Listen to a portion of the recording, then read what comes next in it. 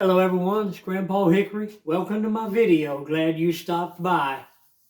How 1964 changed my life. Back in 1963, John Fitzgerald Kennedy, our beloved president, was murdered by his own party, the Democrat Party. Everybody knows this. LBJ, the ATF, FBI, and CIA, as well as with their friends in the mafia, they teamed together to destroy our president and to usher in the globalist one world government where the man by the number 666 would be king of all the world. And they despised and hated America is one nation under God, but under these people, it was one world under Satan. That is their slogan. Whereas we are one nation under God, they are one world under Satan. That means the entire earth under the dominion of Satan.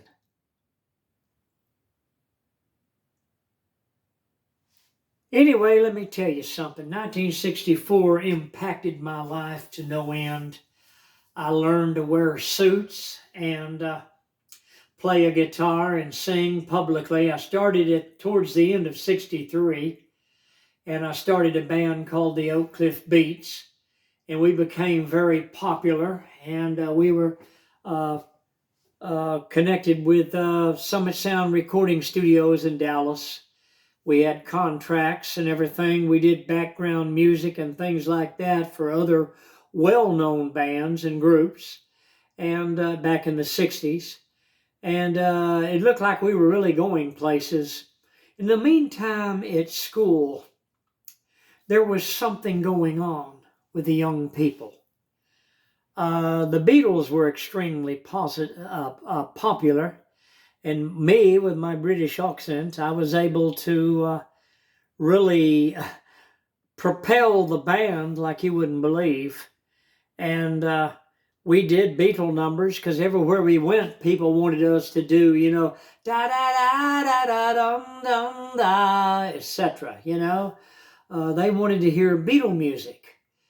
And we did these things, I mean, like... what was that song?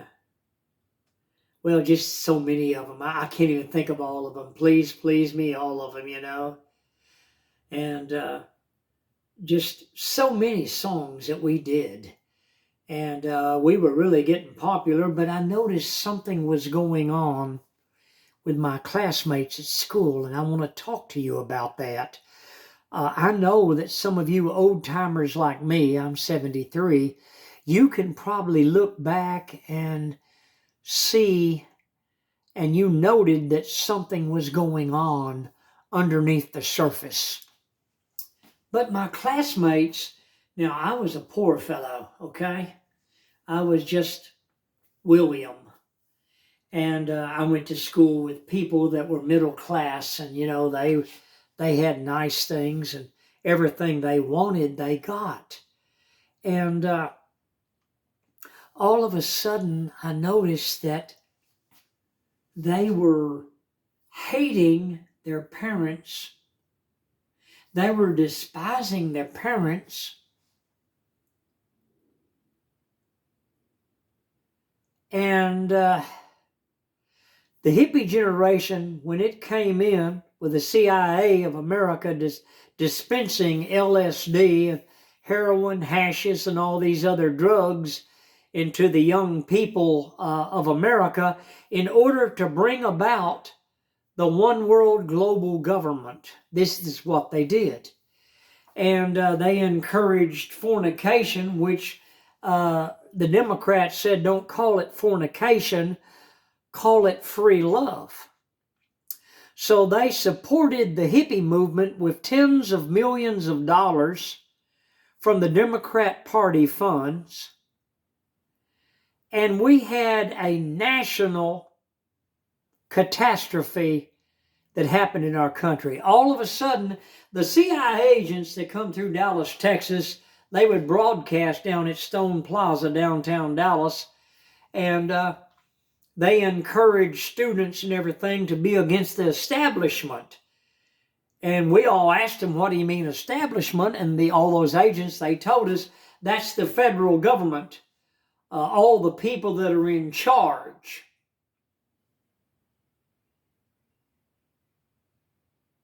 This was totally brought about to undermine the United States of America, to bring about total rebellion against parents, the splitting up of families, the indoctrination of national fornication that would lead to where that no man wanted to marry a woman that had been to bed with 18 or 25 men.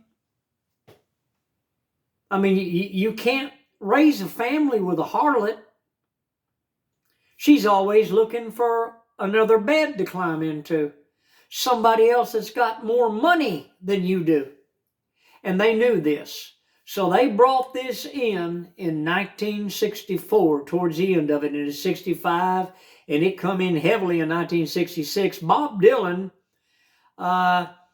he managed to bulldog the Beatles into going into drugs, and he got the Beatles into drugs and ruined a wonderful, wonderful group, a band of friends that we all liked very much and we patterned ourselves after. But all of a sudden, when they went into hashes, George Harrison went into worshiping false idols. He went to India and was brainwashed, fed hashes, heroin, and other drugs while they brainwashed him and got him into the Hare Krishna movement. So George Harrison was literally ruined of the Beatles. And the whole world saw it. This thing hadn't been done in a corner. And everything went downhill fast.